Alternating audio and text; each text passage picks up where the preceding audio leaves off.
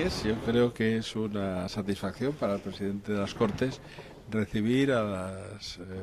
estas dos jóvenes que durante un año van a representar pues a la ciudad de Valencia y los pueblos un poco de su área metropolitana que forman parte de esa Junta Central Fallera, ¿no? Creo que es una gran satisfacción, como han venido también los representantes de Les Gallates, de las Belleras de Foc, de toda la comunidad valenciana, porque este es un poco la sede de todos los valencianos, que a través de nuestro voto elegimos a los diputados y por lo tanto unas personas tan importantes para nuestros pueblos como son en este caso las Falleras Mayores de Valencia, pues es para mí una gran alegría y una gran satisfacción poder estar con ellas y enseñarles esta casa.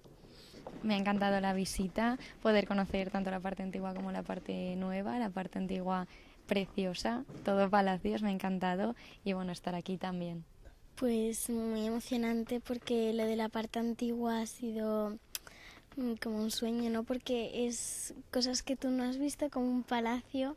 y luego también tanto la parte nueva que ya está reformada es también súper chula, entonces ha sido una visita muy chula.